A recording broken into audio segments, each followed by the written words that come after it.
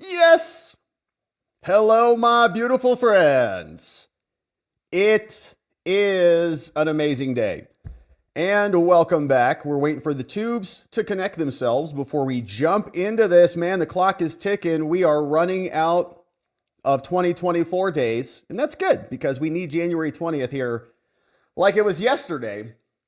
And I'm really glad to see everybody. Hopefully your year is coming to a beautiful close and you're still enjoying some of that post-holiday glow. It looks like things are working. That's tremendous. That means we can go ahead and get started. Hello, my friends, and welcome back to yet another episode of Watching the Watchers Live. We got a great stream planned ahead before the new year turns upon us. Let's go through a quick preview on what's coming up. Then we'll zoom in to the finer details. But a big story today is that the J6 prosecutors are running scared. We got several examples of this. One from the Wall Street Journal saying that they're now heading for the exits. But we've also got court filings that are out and about because in Florida, the prosecutors are abandoning ship. They all got off the case and handed it back over to somebody over in the Southern District of Florida. And so we'll, of course, go through the details there as I center myself in the picture-in-picture. We also then are going to talk about Matthew Graves and his wife, Fatima, but her friends just call her Fat. And Julie Kelly has been clipping away hard today, reminding us about who Matthew Graves and his wife, Fat, what they are up to and what they have been up to prior to Matthew Graves' departure. So we got a bunch of good stuff on that. We'll look at the official delineation or the departure memo that came out from the Justice Department. And you see they posted this giant hagiography of this dude like he's dead or something. He's like, he's been so heroic. Type some more. Here, just type some more. Keep going. Because they love him so much. Oh my gosh, give me a break. So Matthew Graves and his wife Fatima are now, I guess, out. We also are going to go through a couple of Julie Kelly pieces. She wrote a great piece about this over at Real Clear Politics a while back, reminding us about who these people are. And we'll get reaction from some others. Now, with the changing of the guard, now that Jack is running scared, there was this great clip of George Conway and Jen Rubin prognosticating about what is to come for them. And it's not going to be good if there is justice out there. We've got some clips of Raskin coming up because he just looks like he's losing his mind. He's pulling his hair out. He's suddenly gone gray. He looks terrible. And he should, because he's probably freaked out, probably waking up in the middle of the night. Trump! And that's good. That's good. We want to see that. All right. So we'll listen to a couple of Jamie Raskin, and then we'll turn our attention over to New York because E. Jean Carroll scored a victory today. Oh, gosh. The Bergdorf woman who claimed she got Bergdorfed in a dressing room at Bergdorf's won a victory out of the New York Court of Appeals. You can see he was flipping through this earlier, and we'll go through some of the highlights. But this was decided by the New York Federal Court of Appeals for the Second Circuit. We're in the federal courts, which means next stop, SCOTUS, and Trump's people have already intimated that they're going to be going that way. So we've got some updates on it, and we'll remind ourselves who E. Jean Carroll is and about, watch this video about her house in the forests with her painted blue trees and her strangely named animals. So all that coming up. We've got a border update. Trump came out and is declaring victory, saying that a federal judge in Texas is now stopping the sale of the border wall that Joe Biden was trying to siphon off to the lowest bidder as quickly as he possibly could, pennies on the dollar. We've got an announcement out of Texas.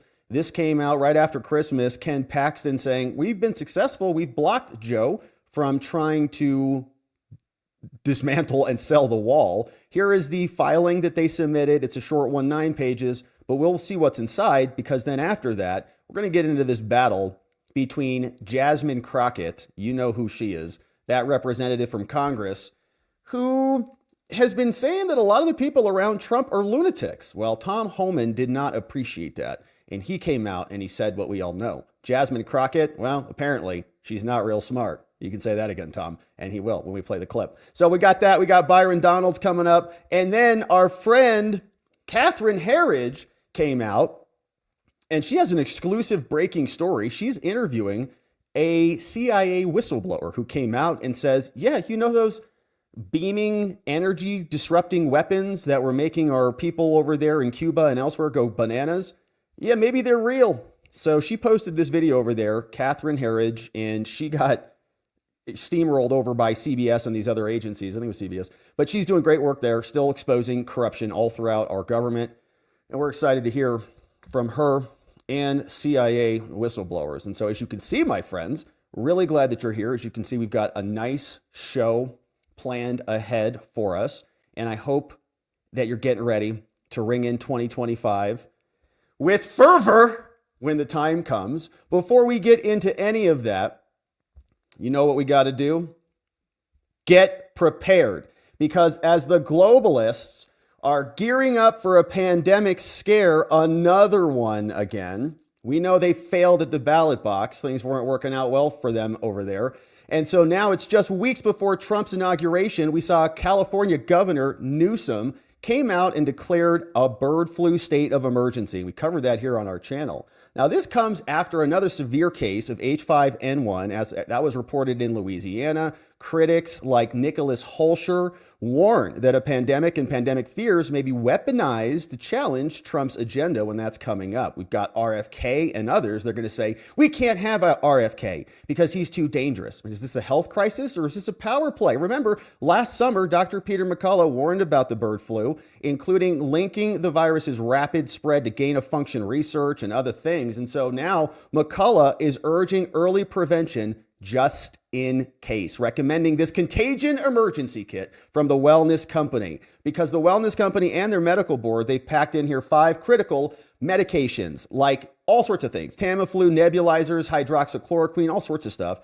Every household can now have access to these hard to get medications in case you need them. So get yours today. Fill out the intake form. The link is down in the description below. Your kit will arrive in 1 to 2 weeks. Don't wait until it's too late, until the deep state puts their plans into action.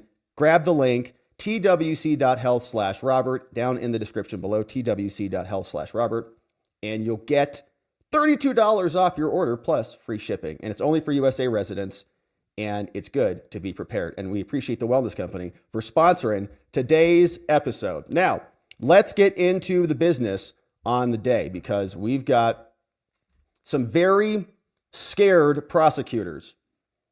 J6 prosecutors are running scared, and they should be, because there's good evidence that they broke the law to weaponize the Justice Department to go after their political opponents.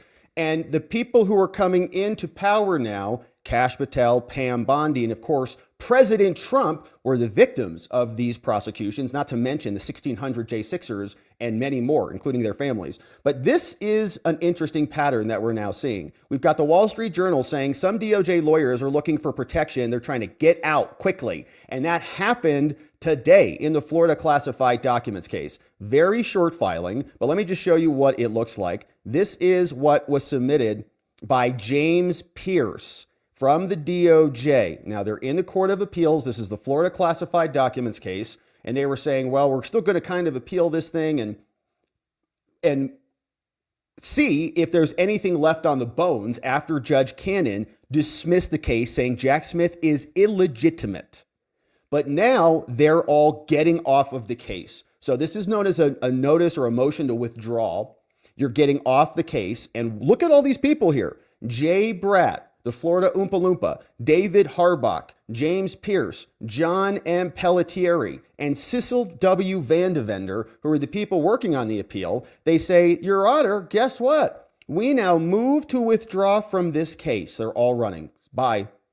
Those attorneys that were associated with Jack Smith's office, which initiated the criminal prosecution from which this appeal arose. And now Jack's office has referred the case to the Southern District of Florida, the regular U.S. attorneys who are actually lawfully appointed because they were appointed by the president and confirmed by the Senate, which has now separately entered an appearance. So it's the old handoff, like in football. They gave them the case. Oh, why are you guys running scared? Why are you giving it back to real prosecutors? You can see this is the notice of appearance. So now Markenzie Lapointe, we don't know what Markenzie's going to be doing on this case, but she's entering her appearance, substituting in. So the illegitimate prosecutor is going away. We get a new actual U.S. attorney. He's here. Don't know if that's actually Markenzie or if she's a subordinate, but it's going to the Southern District of Florida, where there is an actual attorney. So you can see she is representing the appellant, the U.S. government that lost, and saying, check here if you're lead counsel. So that's going to be who it is. So they are off running. Bye so long. But guess what? We appreciate you all putting your names right here for easy reference. J, David, James, John, Sissel. Okay, we'll see. Because Trump's DOJ is coming in. Do not shred any of your documents. Do not empty your recycle bin. Do not delete your trash bin in your email. Okay, because we want to take a look at it very, very soon. Now, in addition to that, the Wall Street Journal is hearing more. Justice Department lawyers who have angered President Trump and his allies are now facing tough decisions about whether to stay in the government and how to protect themselves after threats of retribution after Inauguration Day. And retribution is just their scary word. Of course, any criminal law that has a consequence to it has a retributive feature to it, obviously. If you go to jail, what do you call that? That's retribution for violating the law, right? You're being punished for it. Now, retribution, they'll say, has a tone of maybe illegitimacy to it, but that's what the entire DOJ has been doing this entire time. So dozens of prosecutors and agents have worked on cases, dozens, all right, dozens. That's why we need to get our lists in order. Someone should start a spreadsheet. Agents have worked on cases that potentially make them vulnerable, such as Jack's investigation of Trump, prosecution of hundreds of his supporters like the J6ers, and the contempt of Congress case that they brought against Steve Bannon and Peter Navarro. Even though Merrick Garland, who also got a subpoena from Congress, just dumped it right in the toilet and nobody cared. Their concerns are a broader part of a wave of uncertainty. That's why Raskin looks so bad. That has swept through the Justice Department since Trump's reelection, as he and his appointees openly float plans to fire career employees and bring the department more under presidential control. Now, some department lawyers on the fence about leaving have sought counsel from Merrick Garland. They're like, Mayor, help me. What should I do? Other senior officials have encouraged them to stay on for continuity of government and for their expertise. And if they didn't do anything wrong, I don't want them to be prosecuted, by the way. If there are good people at the DOJ that were like, hey, guys, maybe we should slow down on this Trump prosecution bonanza. Like, it reminds me of when you were ransacking something as a kid during Halloween or something. Like, you see those kids like just taking all the candy. Like, what are those kids doing? That's what the DOJ was doing, except they were gobbling up civil rights of American citizens like Trump and the J6ers. Gobbling them up. The people who were there and said, hey, maybe we shouldn't do that, should not be prosecuted, for they did not break the law. But they would be useful in helping to prosecute the others who did break the law. So we'll be curious who they are. Now, while presidential transitions always upend the ranks of political appointees, now it's seeping into a lot of career people, said Steve Nelson, a legal recruiter who's helping to staff up. The number of people leaving or looking at opportunities outside the DOJ is way higher than it's ever been before. They're all running scared.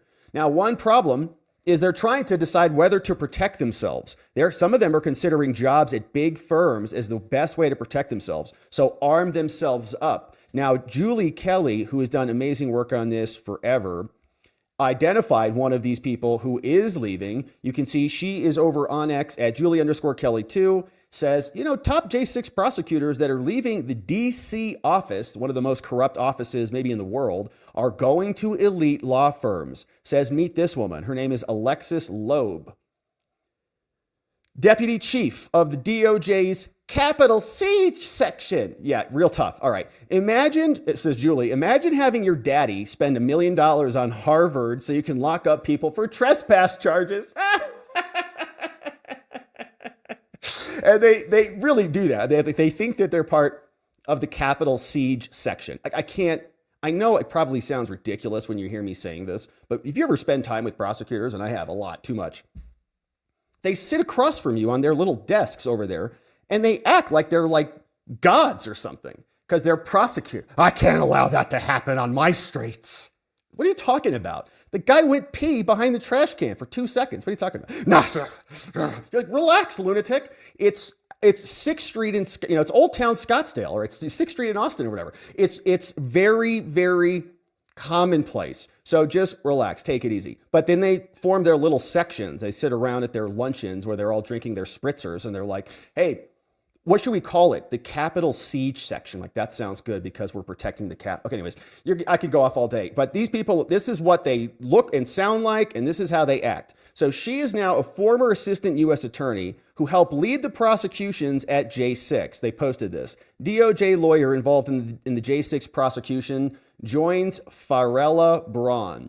Alexis Loeb was the deputy chief of the DOJ's Capitol Siege section, overseeing the coordination of the government's largest ever prosecution effort, which is pathetic because they brought 1,600 cases over 4 years. 1,600 cases is like a joke, okay? And you can look at the monthly number of felonies that are brought in New York City alone. It dwarfs that. It took them 4 years. New York will dwarf that in 4 days. It's insane. But they put it up there like this big mantle, like they went out and just, captured the biggest kill you could find. It's a joke. Now, it's not a joke for the 1,600 people who are going through this. They're terrorizing their lives and using the entire strength of the federal government in order to do it.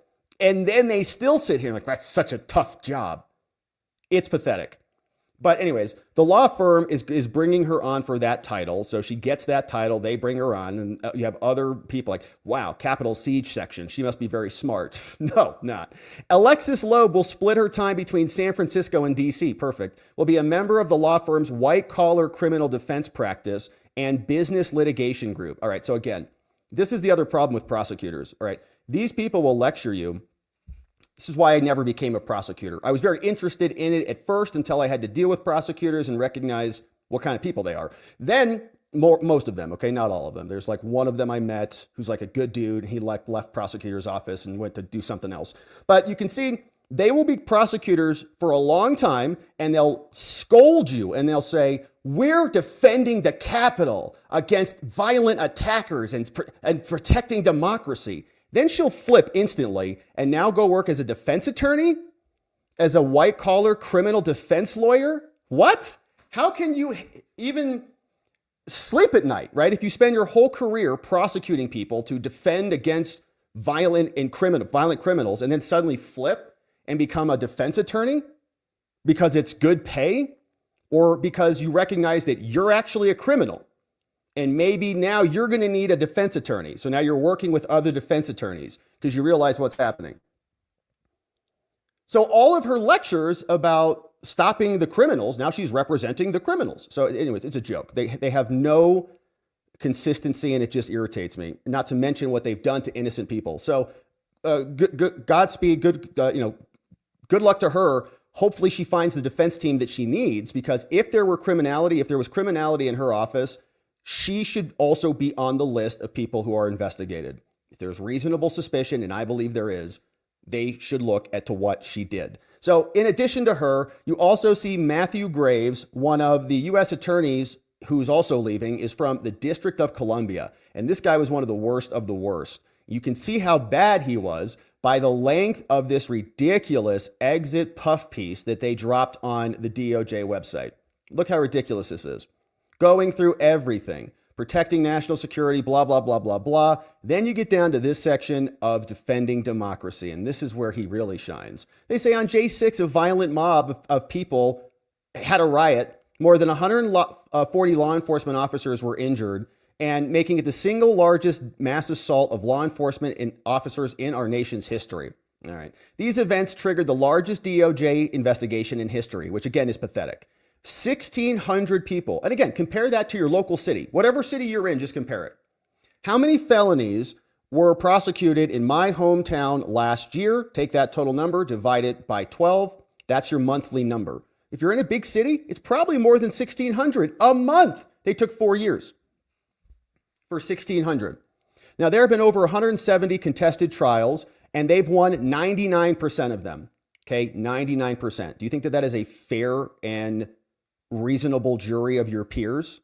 Or no, this was in Washington, D.C. It was like shooting fish in a barrel, and they're proud of it because that's who these people are. These convictions include the first seditious conspiracy convictions for the Proud Boys and the Oath Keepers because they were saying that some people wrote some things and posted it in their groups, which means that they were seditious conspirators. So somebody like Enrique Tarrio, who was never even there on January 6th, got arrested the day before and was precluded from going into the location, still the leader of a seditious conspiracy. And same with Stuart Rhodes from the Oath Keepers, not even there. But somebody wrote some articles. Somebody wrote a little LARPing piece about taking over, 1776, whatever, probably a Fed, who threw it into their Telegram chats. And then they dug it back out and said, oh, looks like you guys are talking about insurrection. Even though everybody testified, even at the Proud Boys case, I think somebody testified, maybe it was Eddie Block, who said that they couldn't organize a hamburger order. Okay, they were there just having a good time. And in fact, they were there at other events actually offering protection when some of the BLM lunatics went nuts over the summer. So he's going to use this as one of his prime success accomplishments, saying because politically motivated violence and destruction rip at the fabric of our society, blah, blah, blah. All right, so that's Matthew Graves. And look how long this is. That's how much they love this guy, which means he's horrible. So we don't need to read themselves enjoying themselves, which is what they do. I don't know who wrote that. Maybe he wrote it himself. He's like, I'm going to add another paragraph. He probably asked his wife, called Fatima. Her friends call her Fat for short. And this is what she sounds like. He says, hey, Fat, what do you think about this? Should I add a couple more paragraphs? Well, how long is it, honey? He says 15 pages. Oh, it should be 25 at least because you're an American hero. Here's what Fat had to say back when they were talking about Kavanaugh.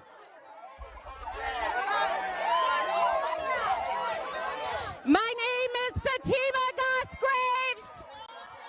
I am president of the National Women's Law Center, and I am here to say we will win this fight.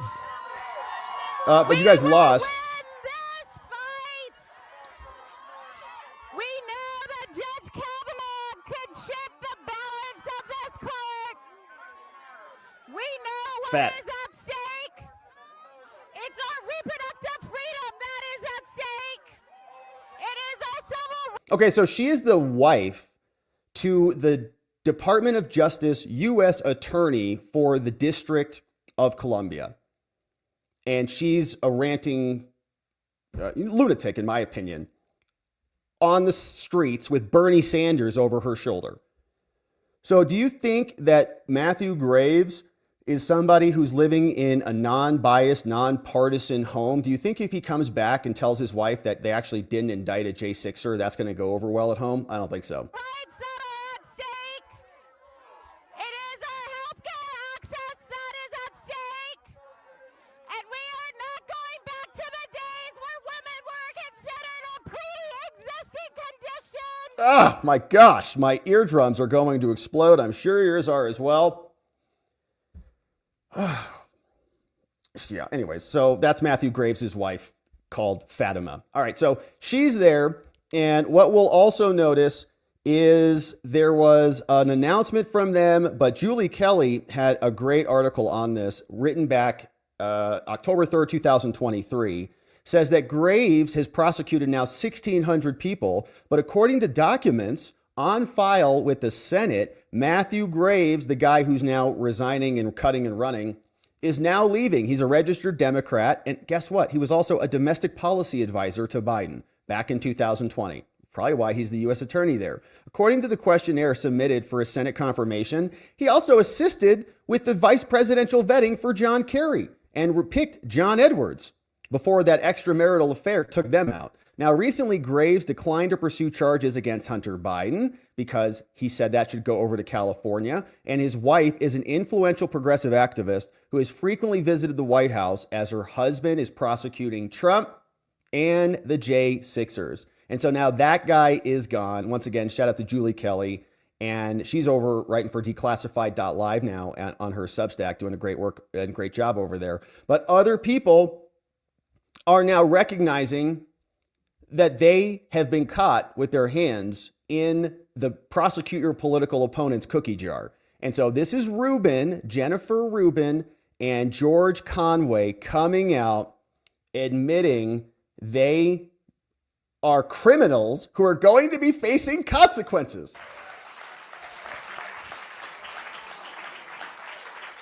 So here we are, George. Here we are. You know, later on, I thought we would pass around a tip jar so we could collect money for our liable, defense fund. Also air conditioning at Guantanamo. Mm-hmm. Yes, exactly. Yeah. So.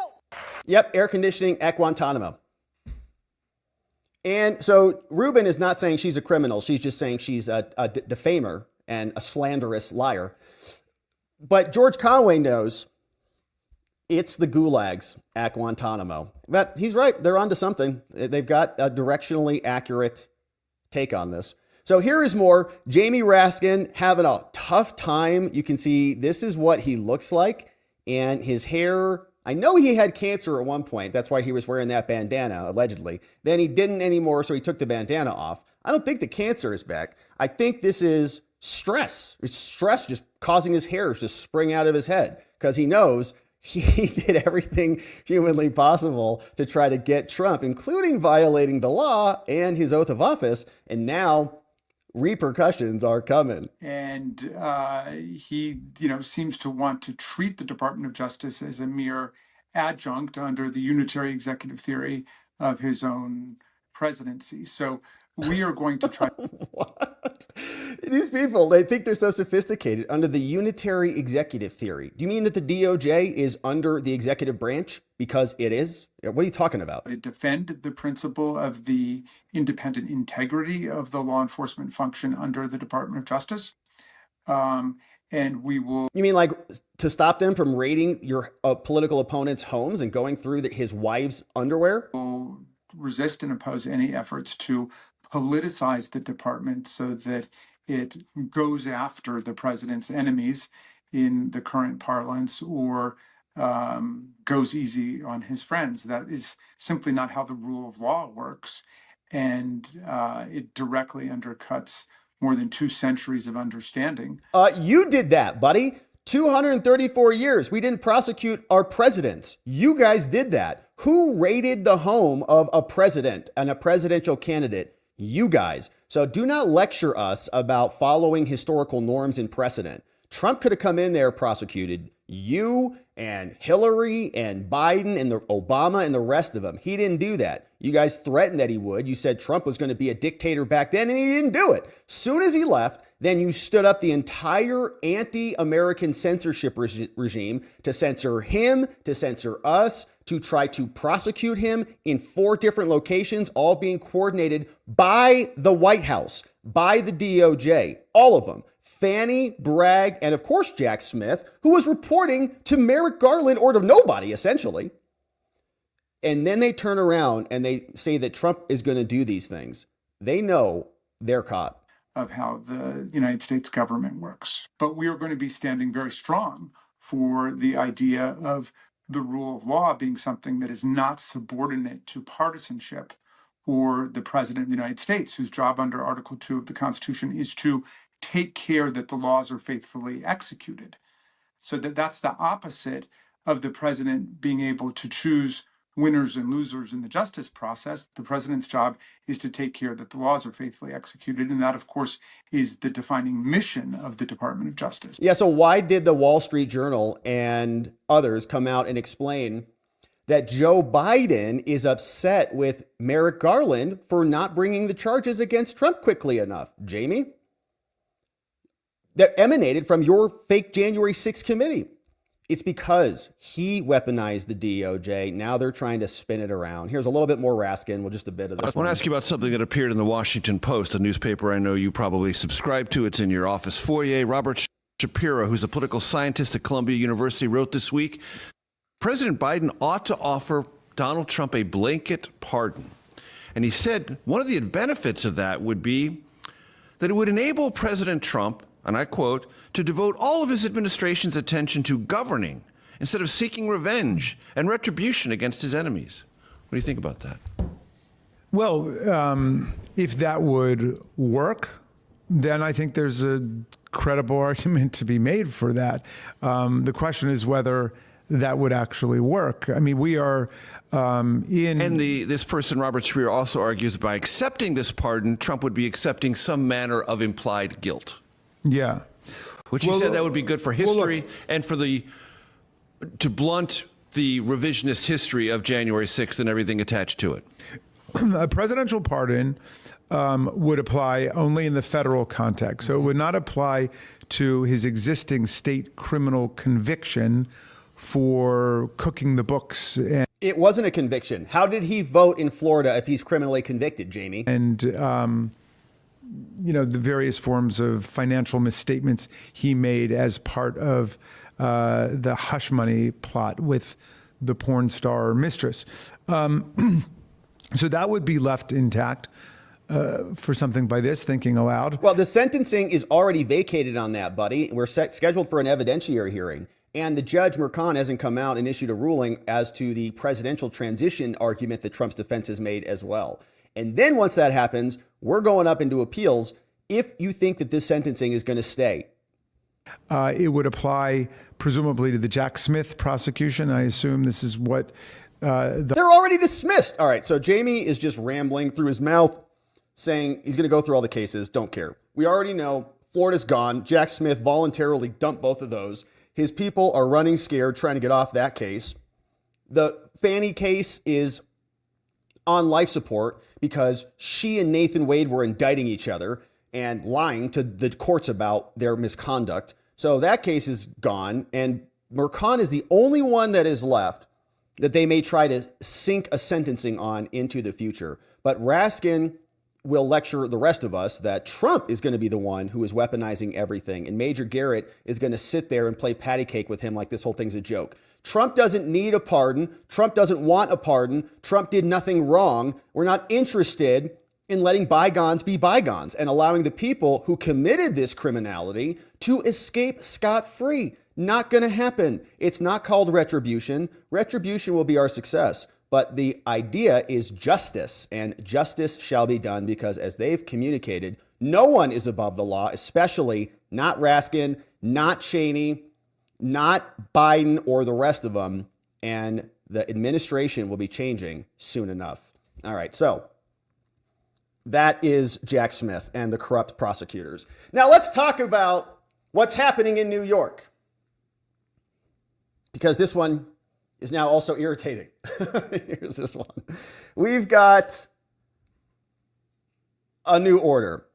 President Trump going to the Supreme Court. This is the order that came down from the Court of Appeals. Not a good ruling for the president. It involves the case of E. Jean Carroll, the woman who claims she got Bergdorfed at a dressing room at Bergdorf's, and her story is as fanciful as they come. We'll refresh our recollection on who she is. But this came down from the Second Circuit, which means the next stop from the president is the Supreme Court to take this back up to say that Trump's trial in this civil defamation and assault allegation was erroneous and should be reversed or remanded. You can see this is the opinion that came down, but Trump's people have already promised to appeal this. The Gateway pundit got in contact with Stephen Chung, and Trump's representative said, the American people have reelected President Trump with an overwhelming mandate, and they demand an immediate end to the political weaponization of our justice system and a swift dismissal of all the witch hunts, including the Democrat-funded Carroll hoax,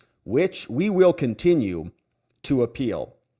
And we're looking forward to that. So it'll go back up to the Supreme Court, and we'll see what the Supreme Court says about this. But you remember this case, we covered it at length. This is E. Jean Carroll, who was contacted by George Conway at one of their anti-Trump parties. They have these weird things with Molly Jong Fest where they all go to somebody's apartment in New York, and who knows what they do.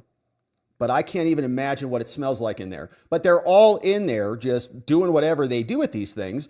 And then Conway met her and was like, oh, yeah, she's crazy. Totally. So how about I introduce her to some other lawyer called Roberta Kaplan? Then Roberta Kaplan says, oh, great. You're here and we can sue Trump for defamation because he says he never met you. But we have a photo that you met her in a photo lineup. So that's good enough, defamation. And he said something about it. So we make the claims and they entrap the whole thing. Then they created an actual adult survivor statute and enabled Trump to be litigated and prosecuted civilly for a made-up claim. They wrote a law to enable him to be charged with civil offenses. And that's exactly what they did. So Stephen Chung says, we're going to be appealing this thing. If you forgot who E. Jean Carroll is, well, this is who she is. This is the woman who testified in front of the New York jury. And by the way, they found Trump liable for defamation and in another subsequent trial for the old DJ Diddles, the grab him by the purse situation, because he says on the tape at some point that he's allowed by women to grab them by the purse, not non-consensually, but that tape was played over and over and over. And so they said, oh, that's good enough for Trump. We'll just say he grabbed her by the purse. Even though there are no corroborating witnesses, it's her word versus Trump's word. There's no security surveillance. There's no store witnesses. The only two people that she talked to after the event were very lukewarm in corroborating her testimony because they know she's crazy. But this is what it all hung on. And by the way, the jury didn't believe her. The jury came back. She said that Trump also did the hibbity-dibbity with the old, the thing down there. And that never happened. The jury said she's not credible on that. So there was no R, but there was a grab him by the purse, which means the jury didn't find that she was telling the truth on that or that she was not credible. And they just gave her that other one because they hate Trump. Here she is. That tree, and then did that tree, and then I did this tree. And then I call it the mouse house because some very distinguished mice live here. Kahneman lives in the kitchen. Tversky lives in the bedroom. This is my shed. And on that side are the books that most influenced me growing up. On the door are the lists of my dogs: Marky, Fortuna de la Spunky, Heidi, Tits, Bloody, and Hepburn. The streams and the rivers were dry, and it so horrified me that I came out and started painting the rocks blue to indicate that there was once a river here. And then after I got done painting the rocks, I just sort of walked over here and then did that tree, and then did that tree, and then I did this tree. And then I called the mouse house. That's who she is. Now, that's just maybe a quirky, spunky, weird person, weird lady, whatever. Maybe she's kind of, charming in a way because she just does whatever she wants and paints everything. Hey, she's crazy. She just paints everything. Oh, yeah, I know her. All right, so, okay, fine. But she had all sorts of other allegations, and she was making claims against many other people, and she had statements like naming her cat vagina and all sorts of weird sexual proclivities that had come out that were never allowed to be introduced at trial to show the jurors this woman's just a sex weirdo. Here it was her exchange with Cooper when she said that the R was sexy. Don't feel like a victim. I was not thrown on the ground and ravished, which word rape carries so many sexual connotations. Yeah. This was not sexual. It hurt. But I think most people think of rape as it is a violent assault. It is not. I think most people think of rape as being sexy. Let's take a short break. Think of the fantasies. We're going to take a quick break. If you can stick around, we'll talk more on the other side.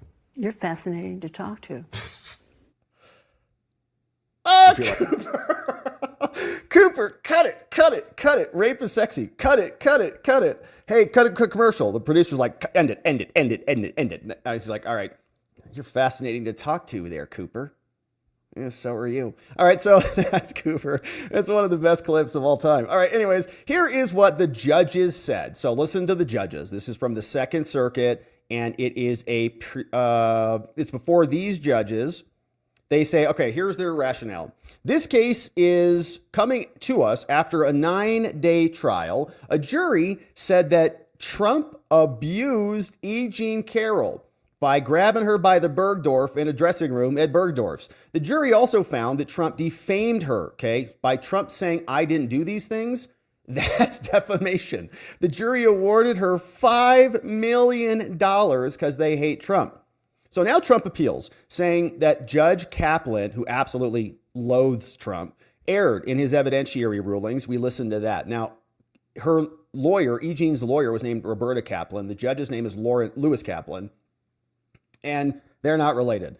These include its decisions. They admitted testimony of 2 other women who alleged that Trump assaulted them in the past, who were not E. Jean Carroll. And they also admitted a part of the 2005 recording where that's the Access Hollywood tape, where Trump said he could grab women, they say, without first obtaining their consent. Without first obtaining their consent.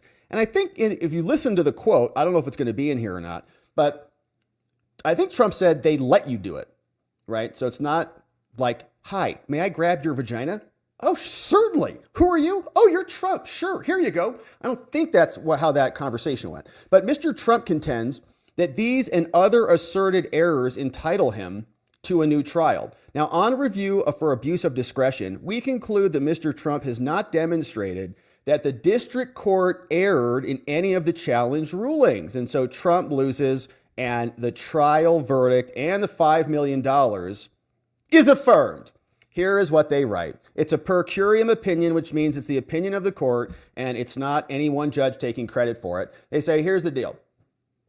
In this case, after a 9-day trial, a jury found that E. Jean Carroll was abused by Trump at a Bergdorf Goodman in 1996. The jury also found that Trump defamed her when he said he didn't do it in 2022. So you see how this works? Somebody makes a claim, you say, I didn't do it, then they sue you for saying, I didn't do it. The jury awarded her $5 million in compensatory and punitive damages. So she suffered. So the compensatory is to make her whole. And then the punitive damages are to punish Trump, which of course is what this was all about. So now Trump appeals this, saying that Lewis, the judge, erred in several of his rulings. These are including decisions to admit the testimony of 2 women who say that Trump assaulted them in the past, and to admit the tape where Trump described to another man how he kissed and grabbed women without first obtaining their consent. Again, he says, can you sign this form here before Trump contends that these and others asserted errors entitle him to a new trial. So here's the background. They say, when we look at appeals, the Court of Appeals says we're not going to have a new trial. We're going to look at it through another lens. We're going to construe all evidence in favor of the party that prevailed in front of the jury. That was Miss Carroll. And so we're going to describe the narrative in E. Jean Carroll's eyes, what she thought. Trump didn't testify, and he's denied that he committed any misconduct and that he defamed her. So here's the evidence that they say happened at trial. And we'll fly through this. Now, we summarize the evidence. They say in 1996, Miss Carroll encountered Trump at Bergdorf. At the time, Carroll was an advice columnist, right? She wrote for Elle magazine, a daily advice talk show. They say Trump recognized her, asked her to stay and help him pick a gift for a girl. They thought it was funny. She thought, oh, it's going to be a wonderful prospect for a born advice columnist to get advice from Trump. So then Carroll suggested that Trump purchase a handbag or a hat. Trump proposed they go to the lingerie department instead. Ms. Carroll and Trump went to the lingerie department. Trump selected a piece of lingerie and said, hey, Carroll, why don't you try this on? Carroll said, you put it on. It's your color. After some playful banter, Trump took Carroll's arm and motioned for her to go to the dressing room. Because Mr. Trump was being very light and pleasant and funny, Carroll walked with Trump into the dressing room, which she said was kind of an open area. Then she walked in and Trump shut the door and shoved her against the wall so hard that her head banged.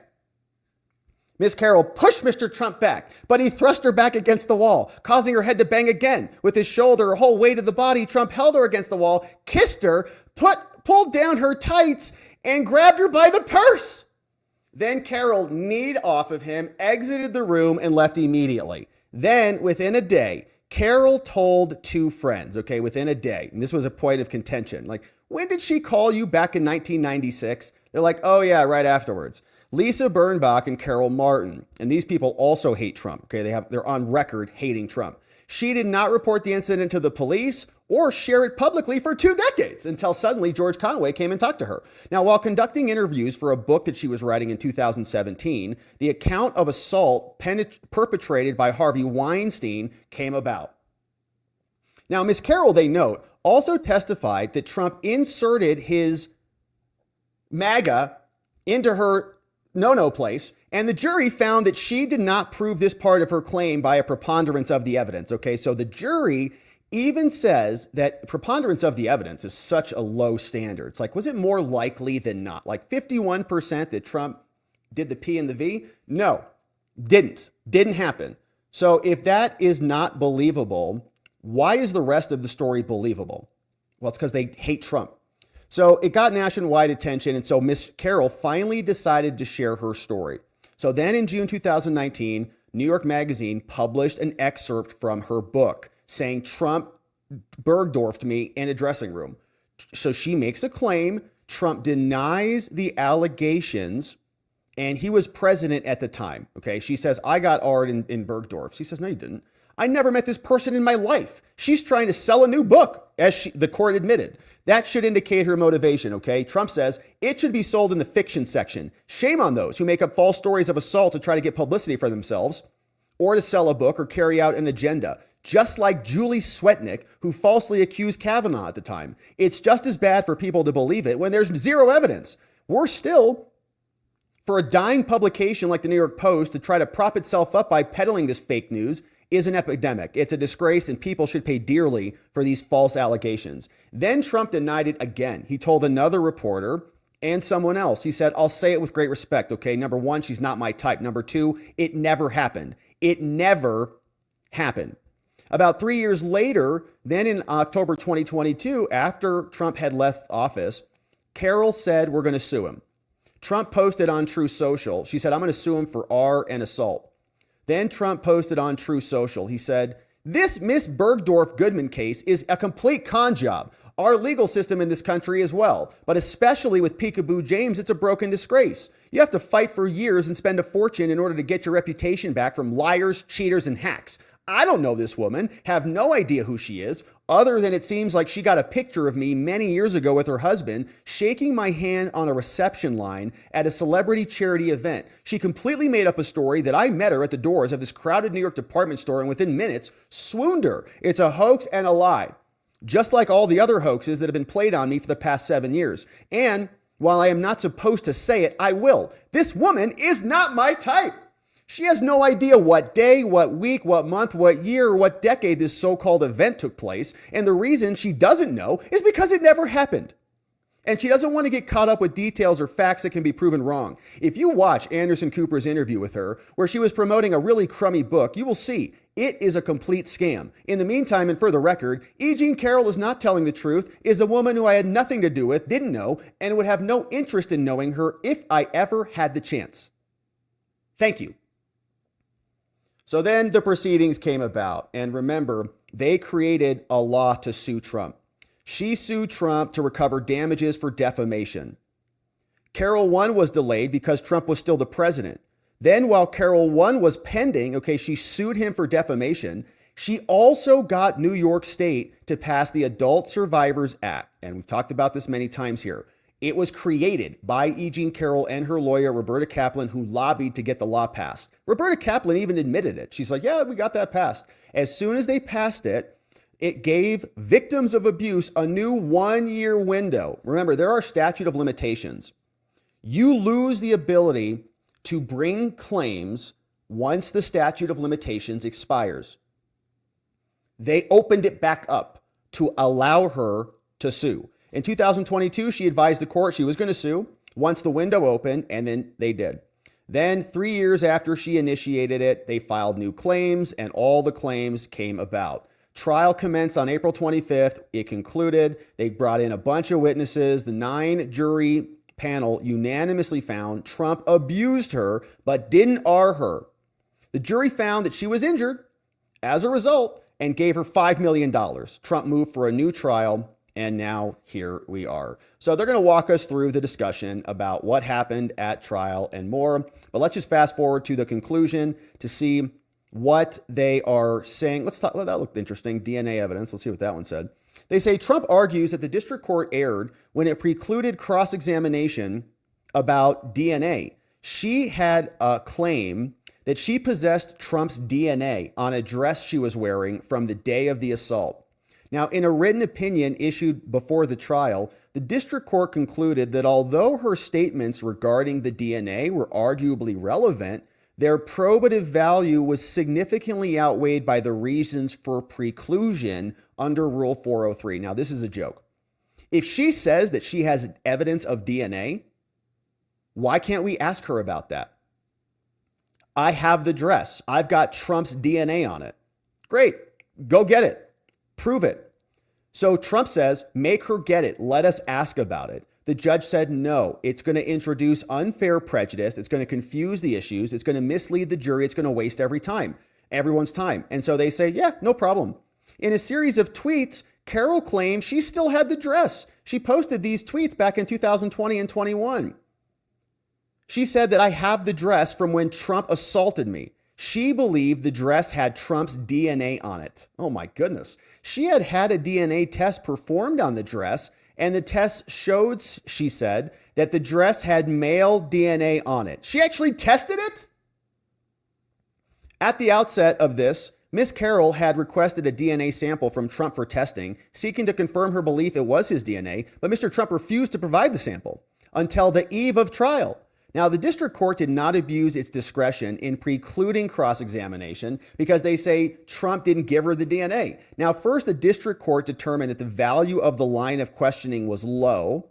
There was no credible evidence that she lied about Trump's DNA. She was simply never able to confirm or negate the basis for this. She was never able to obtain a sample to compare. And there's also like security reasons, okay, why you don't have the presidential DNA floating around. My understanding is they clean up the president's poo-poo when he's traveling around so that nobody gets his DNA, just to be clear on that. So like he's not just, oh yeah, here you go, have a strand of hair. Second, the district court also recognized that cross-examination, if you ask her about that, then it would open the door to questions about Trump's DNA test, why she couldn't get one. Then we'd have to bring in expert testimony on DNA. And that would really bring in a bunch of stuff. And so we think that not getting into the DNA conversation was fine. If you would have allowed cross-examination on this, it would have been a trial in a trial about why he doesn't have Trump's DNA sample. Another problem, why didn't you file a police report? They did not let Trump ask this question. How would you bring criminal charges, and how would bringing criminal charges be disrespectful to some of the people at the border? Couldn't ask her that. The district court, correct me if I'm wrong, counsel, but I believe in the state of New York, private individuals can't bring criminal charges. We've been up and down the mountain on the question of whether she went to the police, so let's move on. You can't ask her why she didn't contact the police. Trump says, hey, we should have been allowed to ask her about why she didn't contact the police. She should have used the formal mechanisms for reporting the R that allegedly happened. Trump says that the judge improperly suggested that she was powerless to file a report. The district court, they say, though, did not abuse its discretions here. The district court permitted extensive questionings about her decision not to go to the police, and the court allowed other evidence on this point as well. And so by the time they got to this question, they already asked a bunch of other related questions, and so they're allowed to have reasonable debates on this. And finally, they say the district court did not abuse its discretion when it stopped Trump's lawyers from asking whether she went back to get video camera footage. They say no. It's well established here that you cannot improperly attribute testimony. Now, right before this question was asked, Ms. Carroll had testified that she's never been able to verify if there were cameras in the dressing room. Not one of the witnesses testified about location of cameras, and the store manager, Cheryl Beall, testified that she thought at the time that there were cameras at the main entrances and around the jewelry, but not in lingerie. And saying there were only a few cameras back then in the 90s. And so you can still emphasize that in closing arguments, and they did. So they conclude for us. They say, finally, Trump asserts that he's entitled to a new trial, arguing that the cumulative effect of the claimed errors affected his rights. But here, even assuming that there was evidentiary error, we're not going to grant you a new trial unless we think it is not harmless. We will deem an error harmless if we conclude that it's unimportant. And so that's what we say here. The jury made its assessment of the facts. The record was properly developed, even assuming for the sake of argument that the district court erred in some of these rulings, which we reject. Still, as a whole, we're not persuaded that any claimed error or combination of errors in the district court's rulings affected Trump's substantial rights. And so all of those little tidbits that Trump's defense would have loved to have get in, are all precluded. And so the district court's decision is affirmed. And as we saw from Trump's defense attorney or representative, Stephen Chung, they will continue to appeal this case. And so next stop will be the Supreme Court. We are expecting the Second Circuit to be liberal and to affirm the New York holding. But what will the Supreme Court do on these issues? Will they reverse this? Time will tell. We'll wait for Trump's filing. When that drops, we'll be here to cover it. Thank you for subscribing and joining us as we do.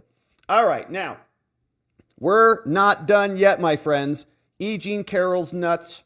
We've also got to talk about the border and this battle between Tom Homan and Jasmine Crockett, who are going at it from the border. So let's talk this story. President Trump declares a victory. The selling of the border wall will now come to a halt, thanks to our friends in the great state of Texas. Ken Paxton came out declaring victory on this, said that they have now blocked the Biden administration from getting rid of those materials. They had to sue him and file a claim to stop it. But we've got more on the border because now Tom Homan, the incoming border czar, is having some choice words about Jasmine Crockett. Jasmine Crockett has been explaining that the people that Trump is bringing in are not to her liking or to her standards. And Tom Homan says, well, I don't even know who she is, but apparently she's not real smart. We'll hear him confirm that for us shortly. But here's what Trump said about this recent victory. He says, breaking. In a major, crucial win for America and our national security, a federal judge in Texas, based on papers we filed just a few days ago, has prohibited the Biden administration from selling any materials designated for the border wall that has been wrecked by Biden and his cronies, and which I am going to rebuild in order to protect our country from violent migrant crime, fentanyl smuggling, sex trafficking, terror attacks, and other heinous nation-ending disasters. The judge has also ordered an investigation into the illegal selling of the materials, which will expose just how corrupt and anti-American radical Democrats are. I am honored to be joined in this vital case by the great state of Texas and Missouri and applaud Judge Drew Tipton for doing the right thing for our country. We have to protect our borders and save America. Make America great again. So I've got the full filing here that went in against Alejandro Mayorkas and the Department of Homeland Security in this. They were successful on this claim, but let's see what they said. Attorney General Ken Paxton secured a victory for President-elect Donald Trump's border security agenda during a hearing today before a federal judge. The hearing was called at Paxton's request to uncover potential legal violations committed by Biden after recent reports showed that they were auctioning off the border wall for pennies on the dollar. The Biden administration confirmed to the court today that it will agree to an order preventing the outgoing administration from disposing of any further border wall materials over the next 30 days, allowing President Trump to use those materials as he sees fit. This will be adopted as an order of the court, making it enforceable if any violations occur. And so here's what was going on. They sent this into the court. They say, listen, Texas, United States District Court, Southern District of Texas. It's the state of Missouri and the state of Texas versus Alejandro and Joe Biden, saying, listen, Your Honor, we are now respectfully asking this court to enforce an injunction and hold a status conference to stop them from selling this wall. The government, the federal government, have a history of trying to evade your injunctions, which is telling them to stop. In fact, just this past summer, the Eighth Circuit was forced to issue another injunction to stop the federal government from evading an illegal student loan cancellation block. This is a serious concern. Now, we have videos that were obtained by the Daily Wire that shows flatbed trucks hauling massive, unused border wall panels, each weighing over 16,000 pounds, away from construction sites in Arizona, right off to government auction yards. Their goal? Clear it all out, quote, before Christmas. It's a bargain sale. Come get some scrap metal. As a U.S. border agent on the ground confirmed, up to half a mile per day of critical wall sections are being ripped away and sold for pennies on the dollar. That is our government. Indeed, the federal government is apparently listing wall panel sections for sale starting at a bid of $5. For the metal. You know how much metal that is? It's basically free. If you can haul it, you can take it. The November election, they say, sent a clear mandate. The American people want a secure border, but the Biden-Harris administration appears to be, as Senator Ted Cruz, who has a podcast called All In with Ted Cruz, somebody subscribe please, remarked, basically saying, screw you to the voters and to the Trump administration. This last-minute fire sale of the border wall materials has been called a blatant sabotage designed to prevent Trump from securing our border. Even Trump has publicly demanded an end to this activity, urging Biden, please stop selling the wall. Can you please stop doing it? As a first step, a status conference is necessary so that we can explain what's happening, and defendants can offer the court their justification as to why they should dismantle the border wall and sell it for pennies on the dollar. Now, we know they are prohibited from doing these things. In an email correspondence, counsel for the government has communicated with counsel to us, for us. They told us that the remaining 40% of the wall was sold to GovPlanet under a competitive sales contract beginning in June 24. So the material that's currently being sold through GovPlanet online auctions no longer belongs to the government. That's how sick this is. So they say, oh, no, we're not selling it. We already sold it. They're selling it. But this court's permanent injunction was issued on May 29th, before the beginning of June. So counsel for them saying that they're disposing of border walls was already subject to the court's injunction. But the concern is not that they're using those funds for disposing of the border wall. Instead, if the reported activities involve the sale, then those materials will not actually be a part of any construction, which is in violation of the injunction. So the hybrid plan was created, and now they're violating that. They say because the court has inherent power to protect the sanctity of its decrees, that's what we're doing now. And so we respectfully request that you stop them from doing this. Order a status conference. That status conference has been had. This was submitted by Ken Paxton, Andrew Bailey, two great AGs from the great states of Texas and Missouri, and now they are declaring victory. The court stated that Texas is entitled to documentation proving that the Biden administration has not violated an injunction secured by us if it's shown that they disposed of border wall materials that were disposed of, that were subject to the injunction. This would be unethical and sanctionable. Okay, so did they sell the wall that they were not entitled to sell? They could be held in contempt of court, and we'll see if they are. We have successfully blocked the Biden administration, says Paxton. This follows our major victory forcing Biden to build a wall, and we're going to continue our work in this case. Now, we've got a battle brewing. Tom Homan says Jasmine Crockett is not that smart. And here was Jasmine trying to explain her concerns with the new incoming Trump administration. I don't know. I mean, it is crazy that this guy is about to walk into the White House for a second time.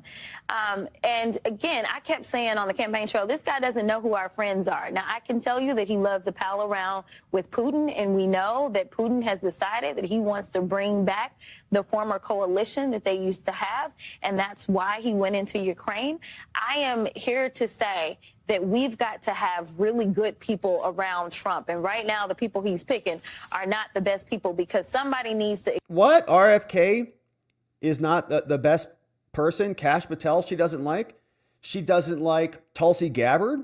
Interesting. She doesn't like John Ratcliffe or Tom Homan. Explain to him in a very elementary way why we don't go after our friends, why we don't start wars. And honestly, Trump didn't start any wars. This whole conflict between Russia and Ukraine started on Biden's watch. This whole Gaza-Israel thing started on Biden's watch, not Trump's. Includes even tariff wars with our friends. Congresswoman, thank you so much for joining us. Absolutely. And he's got a big to-do list, but can he check it off? Okay, awkward segue. Anyways, so that's Jasmine Crockett. And is she just now a war hawk? Is she a pro-Ukraine person now all of a sudden? Still trying to figure out what she is, what she's all about, because she keeps shape-shifting into different people. But here is Tom Homan responding to this, talking about bad people being around Trump. What the heck? Who is this lady? It's frustrating because anytime you say something, it seems the left just completely twists it, runs with it. I want to play you a video of Texas Congresswoman Jasmine Crocker talking about your capabilities on MSNBC this weekend.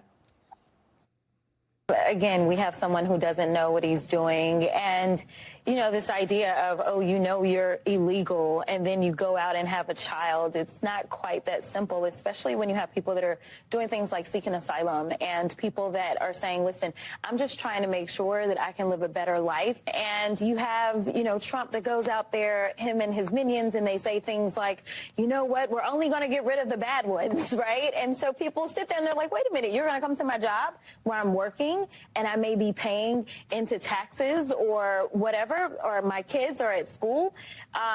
You know, I think that there's going to be a rude awakening really on all sides. Doesn't know what he's doing. Tom, just to go through some of your background, a Border Patrol agent, an investigator, a special agent, supervisor, special agent, assistant director of investigations. I mean, the list goes on and on. You are so beyond qualified. What's your response to that?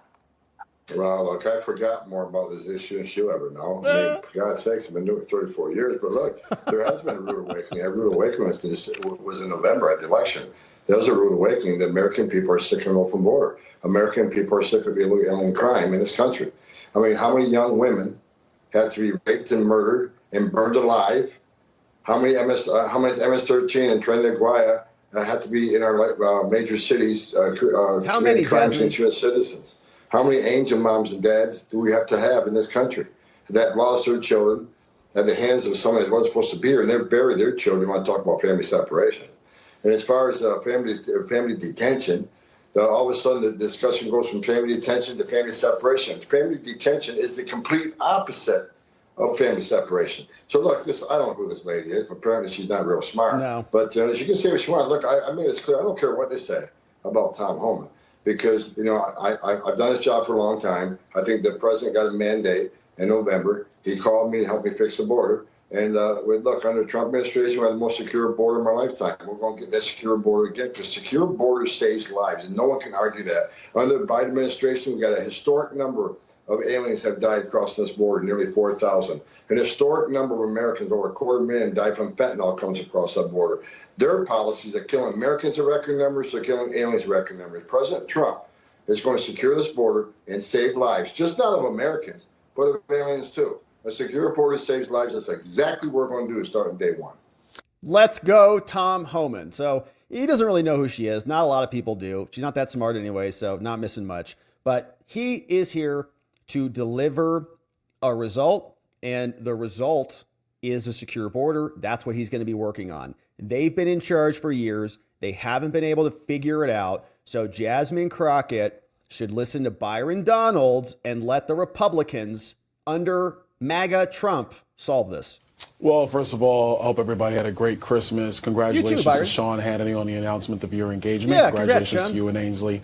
Look, I think what's happening with Joe Biden, nobody thinks he even knows about these clemencies or these pardons. This is the radical left staff that has been running this administration for the last 4 years. And so I agree with President Trump in what he said about these 37 individuals who've been granted clemency. This is outrageous. They should not have a Merry Christmas, to be perfectly blunt with you.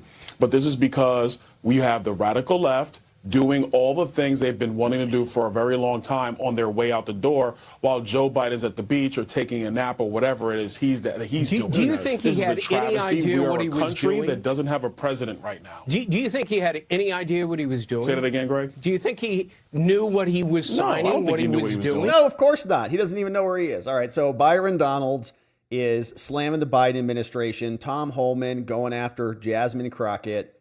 Not that smart. All right, so my friends, we got one final short little segment on the day, and then we'll hear from you.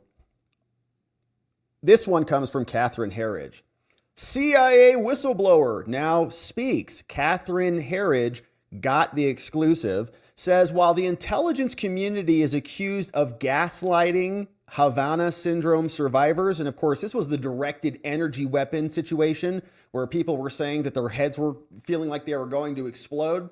They were getting vertigo and all sorts of other conditions Well, turns out that there was a March 2024 Defense Department letter that was obtained by Catherine Herridge and her team. They say, "We believe your experiences are real," wrote Shannon O'Haran, then of the DOD's AHI cross-functional team. Says, "Hey, rest assured, all right, we're continuing our effort to investigate the cause of AHIs and to care for and treat you with respect and compassion." So this is from the Secretary of Defense, March 18, 2023. Herridge got her hands on it. Says, "Dear colleagues, some of you may be aware that the Journal of American Medical Association published 2 articles today regarding the National Institutes of Health study on anomalous health incidents, these AHIs. The DoD welcomes this study as an important step in developing our own understanding of AHIs and support continued peer-reviewed research even as we conduct our own. That said, we understand you may have concerns about the implications of the study. Now, let me first assure you, I hear you. The Secretary's AHI cross-functional team hears you, and the DoD hears you. We will continue to consider your perspectives and concerns as part of our ongoing efforts with our key partners. I also want to unequivocally state, we believe your experiences are real, and we are unwaveringly committed to continue to provide quality care for you and those who are eligible. Now, you can be confident our focus on progress on AHIs is continuing. Your experiences, your insights, your feedback help ground our perspective and shape the direction of our collaborative efforts. Additionally, we remain laser focused on our responsibilities established by law. Rest assured, we're continuing our efforts in line with policy to examine these studies thoroughly and to care for and treat you with respect and compassion throughout this process. We're grateful for your strength and perseverance. You have steeled our resolve to continue our work in support of you and your mission. Unfortunately, though, this woman is now speaking about this and explaining that they were not treated well. And so this came over from Catherine Herridge at C__Herridge. I will repost this at the top of our timeline so you can go watch the full thing. We'll chip in on a little bit of this so we can hear what this woman has to say. A CIA whistleblower explaining what was really happening with those directed energy weapons. You were attacked. Yes. You were attacked by an energy weapon. Yes, a directed energy weapon. The intelligence community has attempted to thwart congressional investigative efforts to uncover the truth at every turn. I mean, that sounds like a government cover-up. It's a cover-up, and it's terrifying, and it should be terrifying to all Americans. The new congressional report found it appears increasingly likely that a foreign adversary is behind these injuries. Vertigo. Yes. Eye tracking issues. Yes. Traumatic brain injuries. Did the CIA gaslight you? Me and every other AHI victim. It was designed to make us think ourselves are crazy and question our own injuries. Is it reasonable? Was the CIA doing it to them? That the intelligence community doesn't want to acknowledge a foreign adversary? Yes. This Defense Department letter is significant. Yes. We believe your experiences are real. What explains this disconnect? We have a Defense Department letter, and yet the intelligence community, the CIA, says there's nothing to see here. The brave people of the Department of Defense willing to stand up to the CIA. If they're politicizing this, what else are they not telling the president? Well, drones is the latest iteration of this. Scary. Shout out to Catherine Herridge for breaking this amazing story. The intelligence community has attempted to thwart congressional investigative efforts to uncover the truth at every turn. I mean, that sounds like a government cover-up. It's a cover-up, and it's terrifying, and it should be terrifying to all Americans. Now requiring the aid of a service dog, just a few years ago, this retired CIA officer handled national security missions, which remain classified to this day. At that time, what was your portfolio? I am not at liberty to share that. Alice, an alias, is speaking out for the first time about debilitating injuries reported among hundreds of U.S. government personnel. The new congressional report found that it appears increasingly likely that a foreign adversary is behind these injuries. Your reaction? Thank God they're saying it. Thank God they were brave enough to stand up to the CIA. The Republican House report accuses the intelligence community leadership, the CIA, and the Director of National Intelligence of shaping a politically palatable conclusion. If they're politicizing this, what else are they? Everything. Not telling the president. Everything. They're running the country. That's scary. That's where it becomes like more real. A decade ago, this national security memo confirmed intelligence about a high-powered microwave system weapon that may have the ability to weaken, intimidate, or kill an enemy over time. Nicknamed Havana Syndrome after a cluster of cases in Cuba, the mysterious cognitive and neurological symptoms strike diplomatic, intelligence, and military personnel. You were attacked. Yes. You were attacked by an energy weapon. Yes, a directed energy weapon. My ear started hurting. I started having vertigo. The room was spinning. My head started pulsing. Like, it hurt so badly. Wild. And I had a ton of pain in my left ear. And my ears started ringing. And I thought I was going to pass out. The official name is Anomalous Health Incidents, or AHIs. The recent congressional report found they have been reported domestically as well as abroad, including Austria, China, Colombia, Georgia, Germany, India, Poland, Russia, and Vietnam. I was serving in Africa, and I experienced an anomalous health incident in my home on a Saturday night, and I heard a weird noise. It was a really weird sound that I'll never forget it. And after about a second or two, I felt it in my feet, kind of like the reverb from a speaker. So you're feeling a I heard a noise, a weird noise, and then I felt it. So what do you think the weapon looks like? I think that there are probably multiple weapons. I think there are weapons that can be fit in backpacks, ones that can be fit in the trunks of cars, ones that can be planted at a position with line of sight to people from across the street. Based on our investigative reporting, many victims were assigned portfolios linked to Russian interests. And I'm wondering, has she ruled out any other medical explanations for this? Presumably she has, right? She's got a service dog now, and she's presumably seen a bunch of doctors. But that would mean that the people who are hitting her with those beams know she's a CIA agent, and they're following her to different places. It's not just Havana, Cuba. It's also in South Africa, for example. To election interference and disinformation. Others had specialized language skills. This government record says that you have a traumatic brain injury. I believe the Russian GRU came to my house late at night and took me off the battlefield. Fried her brain? Yes. Alice's injuries are so debilitating. The Russians are doing it? Multiple breaks during our interview. At times, she wore dark glasses to blunt the studio lights. Let's talk about the symptoms you've experienced. Ringing in the ears. Yes. Vertigo. Yes. Head and ear pressure. Yes. Eye tracking issues. Yes. Cognitive difficulties. Yes. Traumatic brain injury. Yes. Taken all together, is it a struggle every day? Yes. I never thought I'd be retired in my 40s. Medically retired? Yeah.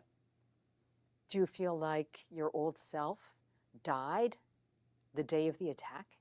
A little bit. You know, I was paid for my brain. I was paid for my ability to write well and to write for the president. I was paid to meet with foreigners and to get information that would help advance So somebody had to have identified her and taken her out. And it's really, that's one of the hardest parts.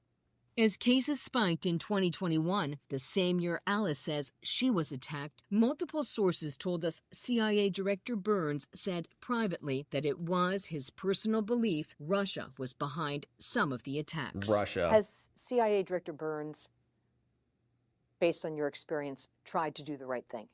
I think he's a really good person at his core. I think he was being honest when he said he thought it was Russia. You know, he is a Russia expert. He was the U.S. ambassador. Yeah. There. I mean, I think it's a sign of like how political this is that even he fell in line. While experts uncovered evidence suggesting a weapon. If it was Russia, they would have told us it was Russia. Are you kidding? They would go, oh, it's Putin. Putin is taking out our CIA agents. They blame Russia for crap that Russia didn't even do. Like blowing up the Nord Stream pipeline. If Russia was actually taking out our CIA agents, it'd be all over the place. So it's clearly not Russia. which means it's probably more likely that it's China, okay? Because they don't ever want to talk bad about China. China flies balloons over our country. China might be flying drones all up and down the East Coast. And they're just like, whoa, balloons? Like what? Like hot air balloons? Or like, well, is there a parade happening outside? Maybe it's a parade balloon. I don't know. Do you and not like parades?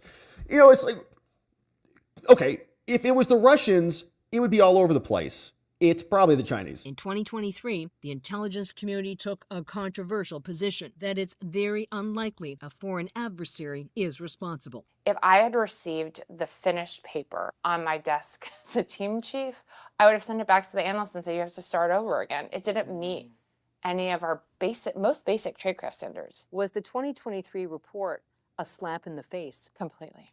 Was it demoralizing? CIA. Yes. The CIA agent is disappointed with the CIA's over their reports because, you know, they don't really know much of anything. Quite frankly, they couldn't even give us a detail on where COVID originated from. FBI's like, yeah, I'm pretty sure it's a lab because there's a level 5 virology lab like right there. CIA's like, well, but there's also wet markets right there. So you never know. All right. Humiliating. Yes. Was it a betrayal after you pledged to serve your country? Yes. I miss my colleagues and I miss the work every single day. It was really tough work. But you love the work. Merriam-Webster. All right, so they love the work. All right, so watch the rest of this over from Catherine Herridge. You can see they're going to get into some additional stuff. Security clearance, DOD letters, 100K in medical debt. We reposted that puppy at the top of our timeline. Shout out to Catherine Herridge for digging out CIA whistleblowers who are explaining that the CIA is pretty incompetent, can't even figure out what's happening to their own agents and blaming the Russians for it because the guy's a Russian expert. All right. So we'll keep our eye on it. CIA trying to figure out who's frying their brains. If we learn more, we'll be here to cover it. All right, my friends. Now, it has been a beautiful stream on the day. Couple quick show notes. So tomorrow, okay, I got a couple updates. I forgot to mention these at the start. Tomorrow, we'll be live streaming. New Year's Day, first New Year's Day of 2025, we'll be live streaming. But we'll be doing one stream, so I don't know exactly what time it'll be. So probably tomorrow around noon. Probably noon both days, like 10 a.m. my time is kind of what I'm anticipating. So that will be the schedule coming up. We also, mark your calendars. We are in conversations to do a watch party for the inauguration. Inauguration watch party coming soon in Scottsdale, Arizona. So mark your calendars. I'm working right now on getting a very cool venue lined up. We will have tickets available for purchase to cover the cost of the food. We'll probably have lunch because the event will be, the actual inauguration day will be a Monday and it'll be about 10 a.m. And then there'll be a parade. So we'll do a lunch at this great venue, working on the final updates on that. But mark your calendar, especially if you're in Arizona. If you want to come by, it's in Scottsdale. It's a great venue. It should be a lot of fun. So mark your calendars on that one. But we'll be here tomorrow and we'll be here on New Year's Day. So New Year's Eve, New Year's Day, we'll be streaming one final stream for 2024 and the very first stream of 2025. We're going to knock them out together and I can't wait to do it. But now, my friends, it's time to hear from you. If you're just joining us, quick update on what we talked about. We went through Jack Smith and the fleeing January 6th prosecutors who are all abandoning ship, getting off the case in Florida. Matt Graves and his wife, Fat, is now also leaving the DOJ on January 16th. And Jack Smith and the rest of his people are running scared. Fun update there. We also talked about the E. Jean Carroll case and saw how the Second Circuit is confirming the $5 million judgment against President Trump. His team is saying they're going to take that up to the Supreme Court. We'll be covering that. Tom Homan went after Jasmine Crockett for being not that smart, because she's not that smart, and also secured a victory on stopping the sale of the border wall materials there in Texas. And then lastly, we heard a little bit from the CIA. And so now, my friends, it's time to hear from you. And of course, if you want access to the links or the PDFs that we covered, you can check those out at watcherlodge.com. It's free. Just sign up, create an account so you can access the PDFs and access the links, everything we cover, we summarize and post it over there at the lodge. And so be sure to check that out if you're looking for those finer details. And I know many of you are. All right, so Let's see who's here on the day. We've got some friends over on Telegram, or some comments that are being clipped for us over on Telegram, courtesy of Donut. We got John in the house clipping for us. We got new membos coming in. Oh my gosh, what a beautiful day it is. Hey, here's one from Donut. It's a magical Monday. Hey, look at this. This is very fun and festive. Look good, feel good, do good. Time to thrive. Happy Monday. Let's go. It's a new week in the house. Thank you for that. Have a magical Monday from Donut. Look who's coming in here. We got Jim Chalk Rocks, ASMR, in the house. Became a new supporter. Hey, new membos. Grab the members only stream from this morning. We had a great members only stream this morning. Shane, what's up, Shane? Says like, share, subscribe to this channel. Hit the notification bell and select all. And invite everybody you've ever known or ever met or talked to in your whole life to come over to our channel. Thank you. Neuro D, smash that thumbs up button, people. Heck yeah, thank you, Neuro D. Good to see you over on Locals and on Rumble. Hey, Neuro D, you're on Rumble. Look at that. Thank you, Neuro. Hey, Knox says, happy Monday, all. I am so looking forward to 2025. Remember how things looked 4 years ago? Yeah, look at these two individuals celebrating their new positions at the White House. And that one person stole like multiple bags of luggage. Remember? Strange. All right, get that off the screen. Hey, what's up? Elf is in the house. Elf in the house. Look at this. Elf is bringing in new membos. Ken Schuerman is coming in. Elf, look at this. 20 membos. Thank you. We got Elf. Chalky's here. Tyler Greff. Mr. T. Papa Joe's here. GSG McLovin. What's up? Mars Soul. Nathan Haynes. 5 gigahertz is here. 5.21 gigahertz. CGI Joe, what's up? Chetty Mo, we got Captain RB. Safon is in the house. Brian B, LMC, Feline Fun, Michael Mathis, Masonic 33, Azure Sky, Joshua Knows It All, and Shrug and Jackie, gifted membos courtesy of Elf in the house. Thank you, Elf, for bringing in the newest of membos. Hey, Voice of the People's here. Have you guys checked out Off Label Podcast yet? It's right next door. Hey, Voice says, you mean to tell me Representative Crocker Fullov, who went to a $15,000 a year private school, got a free college ride, defended BLM pro bono, is now at the highest seats of government calling me stupid and lazy so illegals can stay? You all know what I want to say. What, that she's a terrible Congresswoman, I think. Voice of the People, you'd be right. Just Rhonda. She is terrible. She's not that smart. You can say what Tom Homan said. Hey, Real with Robo. Thank you, Voice of the People, for the dono. Hey, Rob is here. CF Rob says, you're very interesting to talk to, Anderson. Would you like to grab me too? Please, right here, right now on TV. It'd be so sexy. Says Rob. She didn't actually say that, but she's probably thinking it. Hey, Ollie, what's up, Ollie? Ollie's bringing in one new friend. Welcome aboard, Space Baby in the house. Welcome aboard, Space Baby.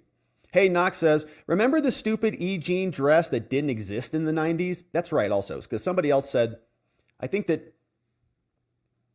she said something like she wore a dress like that or wore the same dress as like a courageous stand.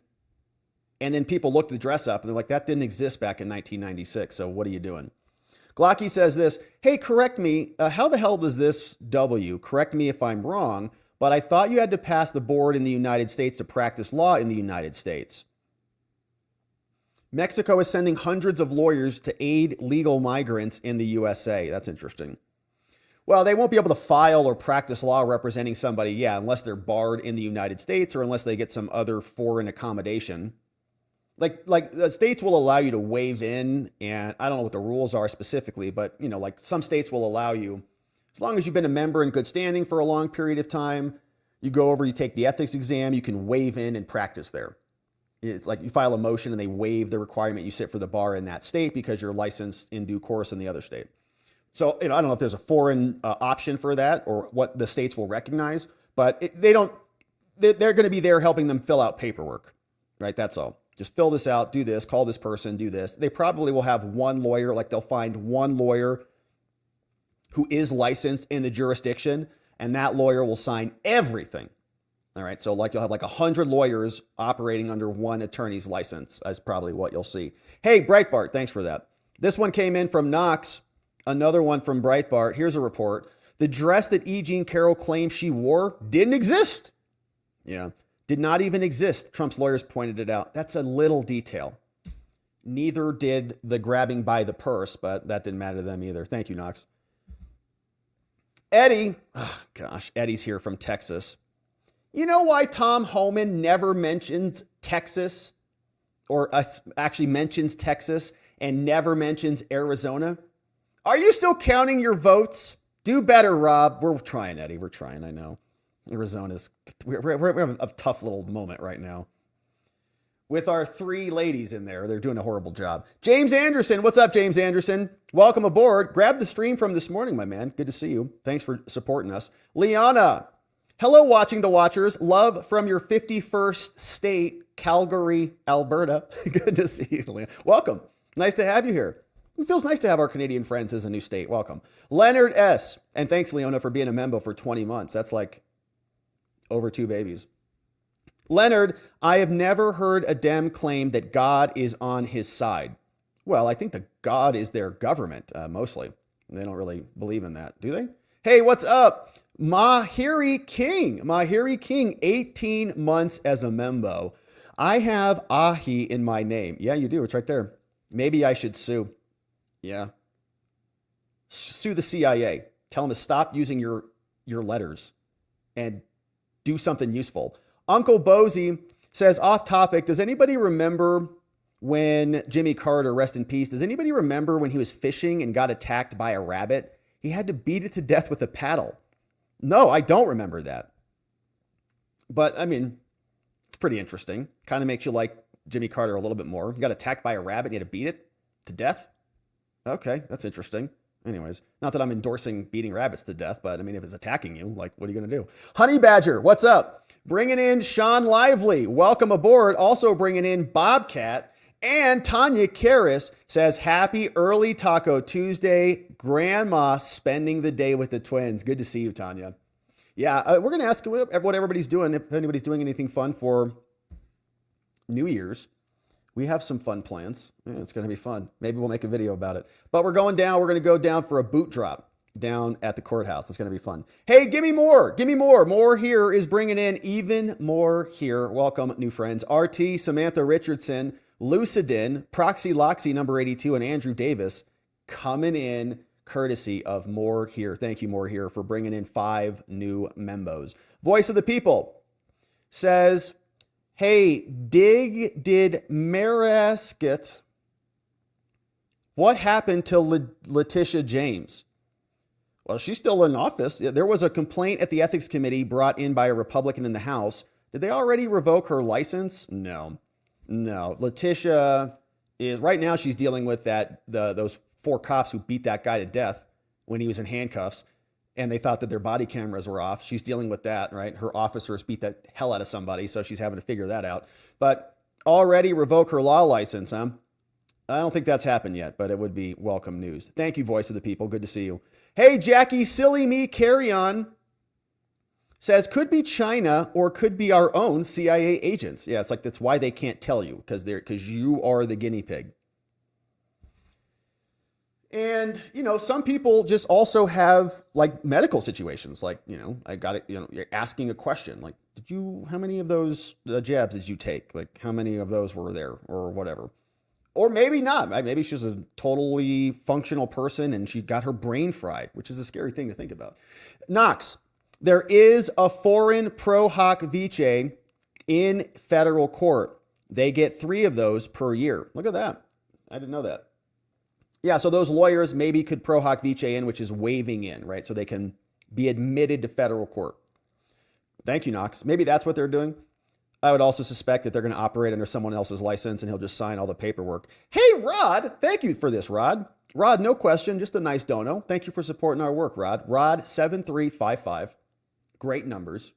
Some of the best numbers, actually. Thank you, Rod. And this is a very nice, like a touchdown celebration, I think. Thank you, Rod. We're going to call it a touchdown celebration. Thank you, Rod. Rod, really appreciate it. Art Pollard says, I used to know someone who worked in D.C. and the Russians used a directed energy weapon from their embassy. It made him go blind. The feds paid for his living expenses for the rest of his life. That's crazy, man.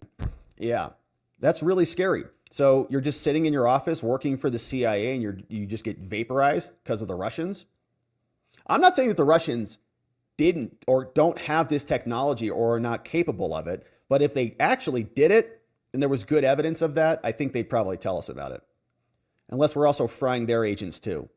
Are we just frying each other's agents and we can't really admit it? Because if we blame the Russians for frying our agents, then they're going to go, well, you're frying our agents. So it seems a little below the belt. It seems like kind of like shooting somebody in the back. Like, what happened to good old espionage where you just, knife somebody on the street or something? It's like you're just sitting there, like you're done for the day. You're just scrolling your phone and your brain gets fried. Like, that's not fair. Uncle Bozy, hey, AI Rob knew all about the rabbit attack. Tighten up, real Rob. He did. The AI's surpassing my capabilities. Oh no, it's becoming sentient. That's not good. Uncle Bozy is talking about the RobBot, which is our AI RobBot, which you should try. It's a fun thing. It's free. Check it out. Make a video call if you want to test it out. Go to askrobg.com or go to the website, robertgovea.com. Scroll down. It's at the bottom. It's an AI bot. It's trained on the show. So every time we have a live show that's completed, the AI bot gets updated and trained accordingly. And so check it out. It's fun. This old guy says, whenever I see Representative Crockett on a Talking Heads program, I count my blessings that I live in Plano, Texas, completely outside of her district. Dallas deserves her. Yeah, Dallas. I haven't spent a lot of time in Dallas. I've spent a lot of time in Houston, but I'll take your word for it, this old guy. Sounds about right. Hey, the Germans think you're a fascist with your polo shirt, Rob. Hey, what do you guys think about this? Have you guys been able to see me this entire stream? Or maybe only like this portion? I mean, the rest of this you can't see, right? It's not showing up on camera. But I got this from Santa because I was a real good boy. So that's why I'm wearing it. Thank you, Santa. The Germans think you are a fascist with your polo shirt. How? They can't even see me, though. This German news site claims that bald heads, polo shirts, and sneakers are now modern fascist fashion. Well, those are fighting words, okay? We're leading the polo revolution. We're going to make America classier than ever and save our country simultaneously. Hey, Base Mike Lee says no, just no. Well, because I think he is also a bald man. Yeah. So he's clearly, so he would fit that very clearly. We're not giving up our polo shirts, okay? They can come pry it out of our dead clavicles. Hey, Lady Ice, Carson May, my stepdaughter, is amazing. Also, AJ, my stepson, all in the house. Tons of little baby pictures. And so thank you for Lady Ice for sharing that. First Christmas, also AJ, my stepson, also celebrating.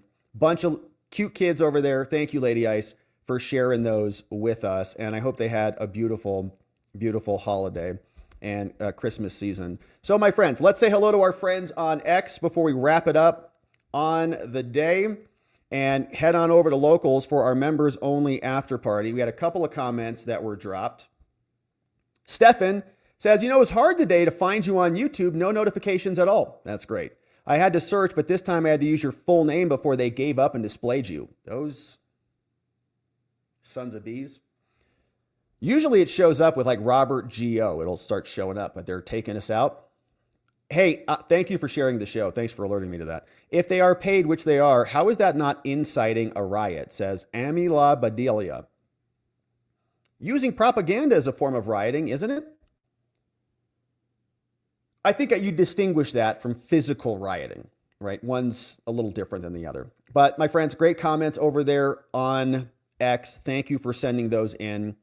We are now going to head over to watchingthewatchers.locals.com for our members only after party. We are going to come back tomorrow. We're going to have a stream at probably noon Eastern tomorrow, give or take. Thank you for sending in your notifications or setting your notifications so that those will pop up. Want to thank our amazing mods and our meme smiths.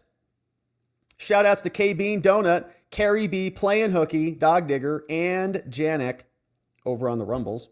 Appreciate all the mods for modding the fort down for us, keeping things nice and orderly. We have our amazing Spotlight supporters on YouTube who support us with a little extra love. We're grateful for our friends Mitchell Townsend, MJ Powell, Anthony Petticini in the house, giving us some good love and support. Thank you for that. My friends, we are going to leave it there. We are going to come back tomorrow to get into it again. It's going to be the final day of 2024. Finally, thankfully. And we're going to get into business. And in order to do it appropriately, we're going to need to see you right back here so that together, with your help, we can shine that big, beautiful spotlight of accountability and transparency down upon our system with the hope of finding justice. Make it a beautiful night, my friends. Sleep very well. I'll see you right back here tomorrow. Bye-bye.